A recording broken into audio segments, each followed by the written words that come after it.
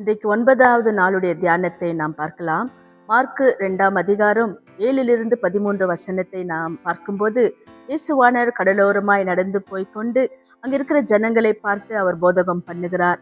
போதகம் பண்ணின பிற்பாடு அவர் கடந்து வருகையில் அங்கு லேவி என்ற ஒரு மனுஷனை பார்க்கிறார்.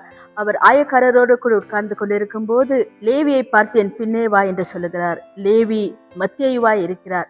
அவர் பின்னே அவர் போகும்போது லேவி அவருடைய வீட்டிற்கு இயேசுவை போஜனம் பண்ணும்படி அழைக்கிறார். இயேசுவானவர் அவருடைய வீட்டுக்கு போஜனம் பண்ண போகும்போது அவரோடு கூட சில ஆயக்காரர்களும் சீஷர்களும் ஊராரும் சேர்ந்து அவர்கள் போஜனம் பண்ணும்போது சில ஆயக்காரர்கள் இயேசுவை வினமும் கேள்வி கேட்கவும் தொடங்குகிறார்கள். பாவிகளோடு கூட இயேசு கிறிஸ்து போஜனம் பண்ணுகிறாரே, இது சரியா என்று கேட்கும்போது இயேசு அவர்கள் பேச்சையும் அவர்கள் சிந்தனையும் அறிந்து இயேசுவானவர் பாவிகளை ரட்சிக்கும்படியாகவே இந்த உலகத்திற்கு வந்தார். வைத்தியன் வியாதிஸ்தருக்கு தேவையே தவிர சுகமுள்ளவர்களுக்கு வைத்தியன் தேவைப்படாது. அதே போல பாவிகளுக்காகவே இயேசு இந்த உலகத்துக்கு வந்தார்.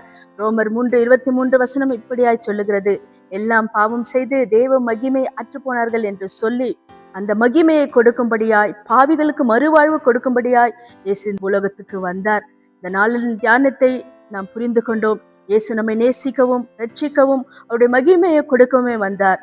இதை நாம் மற்றவர்களுக்கு சொல்லி இயேசுவின் அன்பை வெளிப்படுத்துவோம். God bless you.